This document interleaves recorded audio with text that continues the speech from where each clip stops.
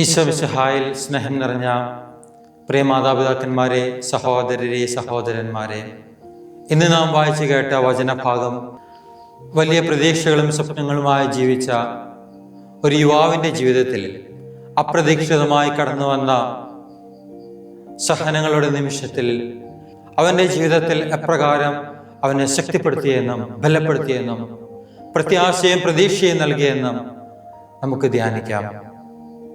രണ്ടാം ലോകമഹായുദ്ധം നടക്കുന്ന സമയം, നാടെങ്ങും ഹിറ്റ്ലറുടെ സൈന്യം യഹൂദന്മാരെ തിരഞ്ഞ് അവരുടെ ക്യാമ്പുകളിലേക്ക് അയക്കുന്ന സമയം, അവർ ഒരു യഹൂദ യുവാവിനെ നിർദാക്ഷിണ്യം മർദ്ദിച്ച് അവസാനാക്കി അവരുടെ ക്യാമ്പുകളിലേക്ക് അയച്ചു.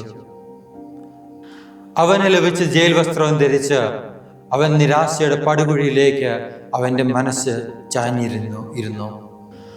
ഉറക്ക കരയാൻ പോലും സാധിക്കാതെ അവൻ തൻ്റെ ഉറ്റവരെയും ഉടയവരെയും ഓർത്ത് ഹൃദയം നീറിക്കരഞ്ഞു. തൻ്റെ ഇനിയുള്ള ജീവിതം എങ്ങനെയെന്നറിയാതെ തൻ്റെ സ്വപ്നങ്ങളെല്ലാം തകർന്നടിഞ്ഞ നേരം, തൻ്റെ ദൈവത്തിലുള്ള വിശ്വാസം പോലും ചോദ്യം ചെയ്യപ്പെട്ട സമയം, ദൈവം പോലും എന്നെ ഉപേക്ഷിച്ചോ എന്ന് ചിന്തിച്ചു പോയ നേരം, അപ്പോഴാണ് തൻ്റെ പോക്കറ്റിൽ എന്തോ കിടക്കുന്നതായി അവന് തോന്നിയത്. അവൻ തിടുക്കത്തിൽ എഴുന്നേറ്റ് ഒരു ഒഴിഞ്ഞ മൂലയിൽ പോയി തൻ്റെ പോക്കറ്റ് പരിശോധിച്ചപ്പോൾ അവന് ലഭിച്ചത് ഒരു തുണ്ട് കടലാസ് ആയിരുന്നു. നാസി കോൺസെൻട്രേഷൻ ക്യാമ്പുകളിൽ പതിവായി യഹൂദന്മാർക്ക് വധശിക്ഷ നൽകുമ്പോൾ അവരിൽ നിന്ന് തിരികെ വാങ്ങിയ വസ്ത്രമാണ് പുതിയതായി അവിടെ കടന്നു വരുന്നവർക്ക് അവർ നൽകിയിരുന്നത്. അപ്രകാരം ലഭിച്ച ഒരു കുപ്പായമായിരുന്നു അവനും കിട്ടിയത്. അതിൻ്റെ പോക്കറ്റിൽ നിന്ന് അവൻ ആ തുണ്ട് കടലാസ് എടുത്തു വായിച്ചപ്പോൾ അവൻ്റെ കണ്ണുകൾ നിറഞ്ഞുപോയി. അതിൽ ഇപ്രകാരം എഴുതിയിരുന്നു: നിന്റെ ദൈവമായ കർത്താവിനെ പൂർണ്ണ ഹൃദയത്തോടും പൂർണ്ണ ആത്മാവോടും പൂർണ്ണ ശക്തിയോടും കൂടെ സ്നേഹിക്കണം. നിയമാവർത്തന പുസ്തകം 5-ാം അധ്യായം 6-ാം വാക്യം. സത്യവിശ്വാസത്തിന്റെ പേരിൽ മറ്റുള്ളവരാൽ പീഡിപ്പിക്കപ്പെടുമ്പോഴും അന്യായമായി അവഹേളിക്കപ്പെടുമ്പോഴും മറ്റുള്ളവർ നിന്നെ പരിഹസിക്കുമ്പോഴും കുറ്റപ്പെടുത്തുമ്പോഴും ഈശോയിലുള്ള സ്നേഹത്തിൽ ആഴപ്പെടുവാനും ഇരട്ടി തീഷ്ണതയാൽ ഇരട്ടി സ്നേഹത്താൽ അവിടുത്തെ സ്നേഹിക്കുവാനും നമുക്ക് ഇടയാകട്ടെ. സ്വർഗരാജ്യത്തെ 3 ഉപമകളിലൂടെയാണ് ഈശോ വർണ്ണിക്കുന്നത്. ആദ്യം, വയലിൽ ഒളിച്ചു വെച്ച നിധിക്ക് തുല്യമാണ് സ്വർഗരാജ്യം. വയലിൽ ജോലി ചെയ്യുന്ന കൃഷിക്കാരനോ തൊഴിലാളിയോ ആരുമാകട്ടെ, ജീവിതത്തിൽ സത്യസന്ധതയോടും ആത്മാർത്ഥതയോടും കൂടെ മുന്നേറുമ്പോൾ നമുക്ക് ലഭിക്കുന്ന അനുഭവങ്ങളും ബോധ്യങ്ങളും പലപ്പോഴും നിധികളായി മാറുന്നത് കാണാൻ സാധിക്കും. നമ്മുടെ ഇടയിലുള്ള അനേകർക്ക് പറയാൻ സാധിക്കും, താൻ തൻ്റെ ജീവിതത്തിൽ കണ്ടെത്തിയ ഏറ്റവും വലിയ നിധി ഈശോയോട് ഒപ്പമുള്ള ജീവിതമാണെന്ന്. പലപ്പോഴും ലൗകിക ജീവിതത്തിൽ മാത്രം ശ്രദ്ധിച്ച് സ്വന്തം സ്വാർത്ഥ താല്പര്യങ്ങൾ മാത്രം തേടി നടന്ന അനേകർ ചെന്നെത്തുന്നത് ഒറ്റപ്പെടലിൻ്റെയും നിരാശയുടെയും മൂലകളിലാണ്.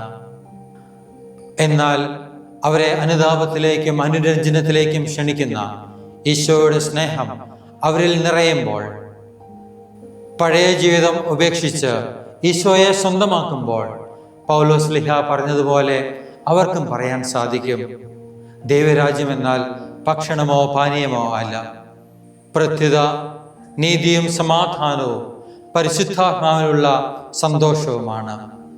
അതുപോലെ തന്നെ ദൈവരാജ്യം എന്നാൽ കേവലം ഒരു സാമൂഹിക ക്രമമോ രാഷ്ട്രീയ തലമോ അല്ല, മറിച്ച് ഒരുവൻ ദൈവത്തെ തൻ്റെ ഹൃദയത്തിൽ പ്രതിഷ്ഠിക്കുമ്പോൾ അവനിൽ നിറയുന്ന സമാധാനവും സന്തോഷവും നിറഞ്ഞ ഒരു ജീവിതമാണ്. രണ്ടാമതായി, ദൈവരാജ്യം നല്ല രത്നങ്ങൾ തേടുന്ന വ്യാപാരിക്ക് സദൃശ്യമാണ്. നമ്മുടെ ജീവിതം തന്നെ ഒരു അന്വേഷണമാണ്. സത്യത്തിൻ്റെ പൂർണ്ണതയായ ഈശോയെ കണ്ടെത്തുവാൻ നമുക്ക് ഓരോരുത്തർക്കും സാധിക്കട്ടെ. യുഗാന്ത്യം വരെ ഞാൻ നിങ്ങളോട് കൂടെ ഉണ്ടായിരിക്കുമെന്ന് അരുൾ ചെയ്ത ഈശോയോട് ചേർന്ന് ജീവിക്കുവാൻ നമുക്ക് ഇടയാകണം. യഥാർത്ഥ സത്യത്തെ തേടിയിറങ്ങുന്ന നമുക്ക് ജീവന്റെ വില പോലും കൊടുത്ത് ആ സത്യത്തെ നേടിയെടുക്കുവാൻ ഏറ്റവും നല്ല രത്നങ്ങൾ കണ്ടെത്തുന്നവന്റെ തീക്ഷ്ണതയോടെ അവനെ ചേർത്ത് പിടിക്കുവാൻ നമുക്ക് ഇടയാകണം. മൂന്നാമതായി, ദൈവരാജ്യം കടലിലേക്ക് എറിയപ്പെട്ട വലയ്ക്ക് സദൃശ്യമാണ്. ഈശോനാഥൻ തൻ്റെ പരസ്യ ജീവിതം ആരംഭിച്ചപ്പോൾ തന്നെ പ്രഘോഷിച്ചത് ദൈവരാജ്യം സമീപിച്ചിരിക്കുന്നു, അനുദപിച്ച് സുവിശേഷത്തിൽ വിശ്വസിക്കുവാൻ എന്ന് അരുൾ ചെയ്തുകൊണ്ടാണ്. ലൂക്കായുടെ സുവിശേഷം 17-ാം അധ്യായം 21 നാം കാണുന്നു, ദൈവരാജ്യം നിങ്ങളുടെ ഇടയിൽ തന്നെയുണ്ട്. വലിയ മുഖ്യനായ നാഥന്റെ ശിഷ്യന്മാർ ചെയ്യുന്ന ഓരോ പ്രവൃത്തികളും അവരനെ വിശ്വാസത്തിൽ നയിക്കുന്നതായിരിക്കണം, വളർത്തുന്നതായിരിക്കണം. വലയുടെ കാര്യത്തിൽ വളരെ ശ്രദ്ധ പുലർത്തുന്നവരാണ് ഓരോ മുഖ്യനും. അതുപോലെ നമ്മുടെ സഭയിൽ വിവിധങ്ങളായ ശുശ്രൂഷകളിൽ ഏർപ്പെട്ടിരിക്കുന്നവരുടെ കാഴ്ചകളും കാഴ്ചപ്പാടുകളും ഉൾക്കാഴ്ചയും എന്നും ആത്മാവിനാൽ പരിപോഷിപ്പിക്കപ്പെടുകയും നവീകരിക്കപ്പെടുകയും ചെയ്യേണ്ടതായുണ്ട്. അവസാനമായി, ഈശോ മിശിഹ നമുക്ക് കൊളുത്തി തന്ന ജീവന്റെ പ്രകാശം പകർന്നു കൊടുക്കുവാനും സംരക്ഷിക്കുവാനും കെടാതെ സൂക്ഷിക്കുവാനും നമുക്ക് ഇടവരണം. തൻ്റെ ജീവന്റെ പ്രകാശം ലോകം മുഴുവൻ പ്രകാശിപ്പിക്കുവാൻ സഭയ്ക്ക് എന്നും കഴിയട്ടെ. നിത്യം പിതാവിൻ്റെയും പുത്രൻ്റെയും പരിശുദ്ധാത്മാവിൻ്റെയും നാമത്തിൽ ആമേൻ.